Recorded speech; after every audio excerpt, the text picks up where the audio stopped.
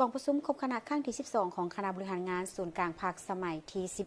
11 ในตอนเช้าของวันที่26 ธันวาคม 2025 คณะบริหารงานศูนย์กลางภาคได้ดำเนินกองประชุมครบคณะครั้งที่ 12 สมัยที่ 11 ภายใต้การเป็นประธานของสหายทองลุ้นศรีสุริตเลขาธิการใหญ่คณะบริหารงานศูนย์กลางภาคประธานประเทศโดยการเข้าร่วมของบรรดาสหายคณะบริหารงานศูนย์กลางภาคกองประชุมได้รับฟังการรายงานความคืบหน้าการก้าวเกี่ยมความพร้อมรอบด้านเพื่อดำเนินกองประชุมใหญ่ผู้แทนทั่วประเทศครั้งที่ 12 ของภาคประชาชนปฏิบัติลาวพร้อมทางปรึกษาหารือค้นคว้าตกลงเป็นเอกภาพสูงหับฮ้องเอาและให้ทิศชี้นำต่อบรรดาเนื้อในที่จะนำเสนอในกองประชุมครั้งที่ 12 ของพรรคไปปรับปรุงให้มีความหับประกันและสมบูรณ์ยิ่งขึ้นโดยได้ลงเลือกชี้นำอย่างละเอียดต่อบรรดาอนุกรรมการต่างๆเป็นต้นแมนอนุกรรมการเนื้อใน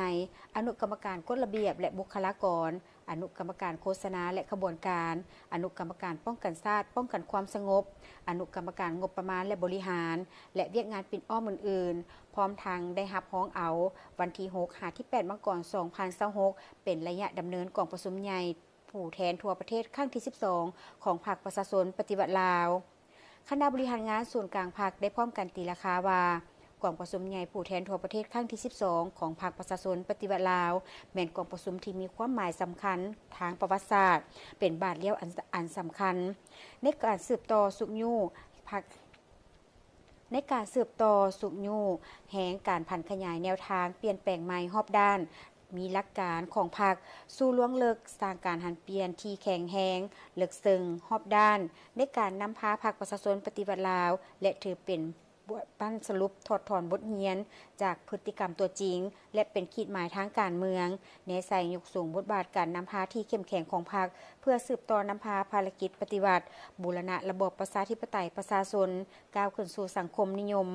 บรรดาสหายศูนย์กลางพรรคจะได้พร้อมกันเสื้อสู้ความรับผิดชอบหน้าที่การเมืองตั้งหน้าบุกเบินนำพาซี่นำการจัดตั้งปฏิบัติเวียกงานสุ่มใส่สติปัญญาเหือแหงทั้งหมดเข้าในการนำพาซี่นำการก้าวเกี่ยมกองประชุมใหญ่ผู้แทนทั่วประเทศครั้งที่ 12 ของพรรคประชาชนปฏิวัติลาวให้มีผลสำเร็จตามคาดหมายที่วางไว้สายบรรดานาเวียกนี่ล้วนแต่เป็นปัญหาสำคัญที่พวกเราจะผ่านกันสนทนาปรึกษาเรื่องกัน ในการเตรียมพร้อมให้แก่การเปิดของประชุมใหญ่ของพวกเราในต้นเดือนมังกรปี 2026 ที่จะมาถึงเพื่อเป็นการเตรียมพร้อมข้าพเจ้าขอเรียกร้องให้บรรดาสายรายงานให้ละเอียดและก็บรรดาสายศูนย์กลางจะได้ประกอบความเห็นเพื่อจะให้กองประชุมพวกเขาได้รับผลสำเร็จแล้วก็มีเนื้อในลึกซึ้งสามารถตกลงทำห้องเอาได้นั่นครับจะขอคอยข้อกันด้านสายการที่กะเกียมในการรายงานของบรรดาอนุกรรมการจง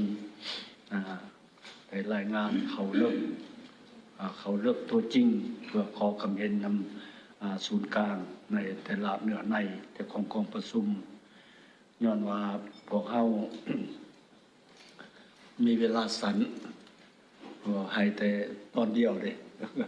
ของประชุมของพวกเขานี่เมื่อเป็นนั้นการรายงานการประกอบความเห็นก็อยากให้ลงลึกโลกใส่แต่เนื้อในแต่ละอันพวกซ้ายจะมีความเห็นแนะนำตื้อเป็นแนวไรเพื่อให้บรรดาสายกะเกี่ยมความจริงแล้วพวกเขาได้กะเกี่ยมมาหลายแล้วก็ได้ผ่านกันหลายเถื่อแล้วแต่ว่าเถื่อนี้ถือว่าเป็นเถื่อสุดท้ายในการกะเกี่ยมเนื้อในหากับอนุกรรมการดังกล่าวนั้น